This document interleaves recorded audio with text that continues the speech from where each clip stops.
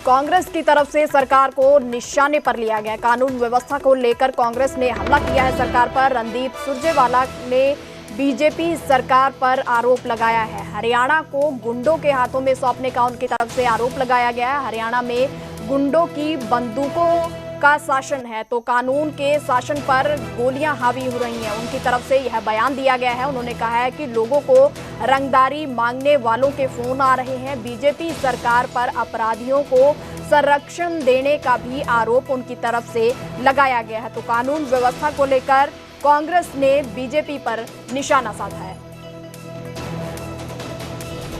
भाजपा ने भगवत गीता की धरती हरियाणा को गैंग ऑफ वासेपुर का माफिया लैंड बना दिया है।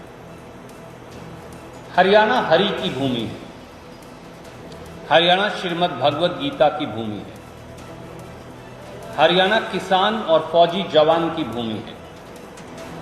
हरियाणा पहलवान और नौजवान की भूमि है।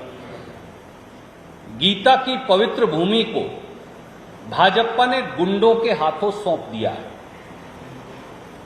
भाजपा सरकार ने हरियाणा को माफिया और बदमाशों को दे दिया है।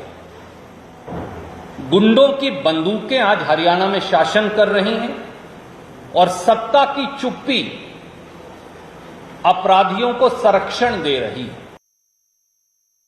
पूरे प्रदेश में ड्रग्स माफिया के प्रसार की, भयंकर बेरोजगारी में हरियाणा का पहला स्थान होने की, नदी और पहाड़ चोरी कर खनन माफिया के खुलेआम विचरण करने की, बेलगाम अफसरशाही और भ्रष्टाचार की भेंट चढ़ती जनता की, शराब के ठेकों के लिए होती फायरिंग की और माफिया गैंगों के द्वारा की जा रही चौतरफा फिरौती वसूली और उगाही की। साथियों, हरियाणा में संगठित अपराध अब सबसे बड़े उद्योग में बदल चुका है। फरवरी 2025 में जब इसी चंडीगढ़ में 7 राज्यों के डीजीपी की बैठक हुई तो नायब सैनी सरकार ने खुद माना कि हरियाणा में 80 गैंग एक्टिव हैं। 80 गैंग, माफिया गैंग इस समय एक्टिव हैं। हरियाणा में लॉरेंस बिश्नोई गैंग, बबीहा गैंग जो नीरज बयाना आदि गैंगस्टर का है, भाऊ गैंग जो हिमांशु भाऊ व अंकित बाबा गैंगस्टर का है। आगे बढ़ते हैं और बात करते हैं नूह की। नूह में मासूम का मर्डर किया गया है। 7 साल के मासूम की बेरहमी से हत्या की गई है। केएमपी के पास खून से लथपथ उसका शव मिला। घटनास्थल के पास एक चाकू भी बरामद हुआ है। तो फतेहपुर का रहने वाला 7 साल का आशीष शनिवार को संदिग्ध परिस्थितियों में लापता हो गया था। परिजनों ने उसकी तलाश की लेकिन कोई सुराग न मिलने पर बिलासपुर थाने में शिकायत दर्ज करवाई गई। तो रविवार सुबह कलवाड़ी के ग्रामीणों ने केएमपी के किनारे एक रास्ते पर बच्चे का शव देखा और पुलिस को इसकी सूचना दी गई। आशीष का परिवार मूल रूप से राजस्थान के अलवर का रहने वाला है और फतेहपुर में किराए पर रहता है।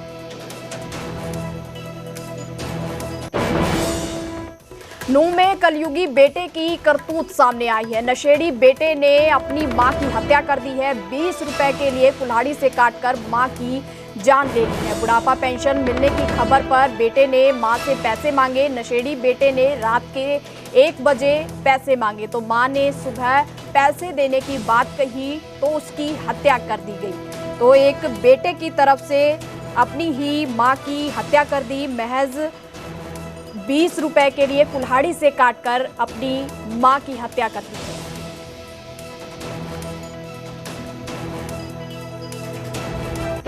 मेरा नाम वसीम है जी, जयसिंहपुर गांव से बिलोंग करता हूँ जी। और जी कहा नाम है, रात के 1-1:30 बजे की बात है जी करीबन। और जी जो इसका लड़का था ना, जो जमशेद नाम का लड़का था जी, वो बिल्कुल नशे का आदी था जी, बिल्कुल गांजे वांजे नशे करता था जी वो। और जो रजिया नाम की जो लेडीज है जिसकी मृत्यु हुई है, ये इसकी माँ थी। और कहा नाम है, इसने कहा नाम कोई रुपये दहली का मैटर था जी। 20-30 रुपये इसने मांगे थे, उसके पास खुले नहीं थे, इसलिए उसने उसको मार डाला।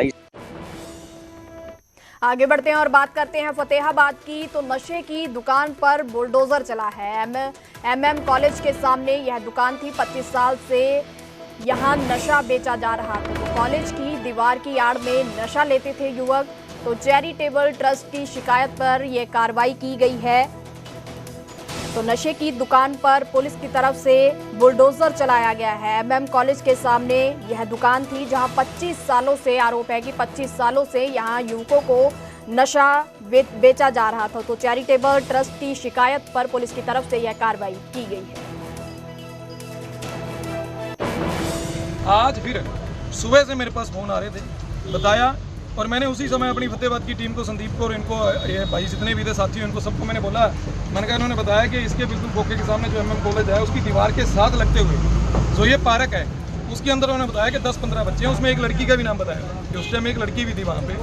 तो ये सिरिंज लगा के इंजेक्शन ले रहे हैं वहाँ पे। मैंने उसी समय तुरंत सारी टीम को वहाँ भेजा। मैंने कहा आप लोग एक बार देख के आओ। बात ठीक है, इन्होंने वीडियो बनाई, देखे, और जो वहाँ 10-15 बच्चे थे उनमें से 2-3 लोगों को इन्होंने पकड़ भी लिया। हमारी टीम ने पकड़ा। उसके बाद पुलिस आई है, पुलिस उनको ले जाके थाने में भिजवाई। सीईटी एग्जाम की तैयारी करवाई जा रही है। 26 और 27 जुलाई के एग्जाम की तैयारी करवाई जा रही है। अंबाला कैंट बस स्टैंड के पास स्पेशल काउंटर बनाया गया है। तो बस स्टैंड में छात्रों को ठहरने के भी इंतजाम किया गया है। छात्रों को परीक्षा केंद्र तक फ्री पहुंचाने का भी व्यवस्था की गई है। तो 26 और 27 जुलाई को एग्जाम की तैयारी करवाई जा रही है और 26 और 27 जुलाई को यह एग्जाम होना है। तो अंबाला कैंट बस स्टैंड के पास एक स्पेशल काउंटर बनाया गया है जहां बच्चों को ठहरने का भी इंतजाम किया गया है और परीक्षा केंद्र तक बच्चों को पहुंचाने की फ्री व्यवस्था भी की गई है।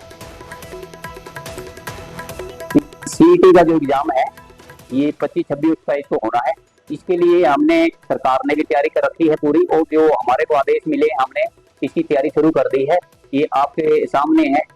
हमने अपना बाऊ बिठा लिया, कलर बिठा लिया, और इसके जो भी बच्चे आते हैं उसको हम इसमें उनका नाम दर्ज कर रहे थे और उनकी बसें बुक करने का काम कर रहे हैं।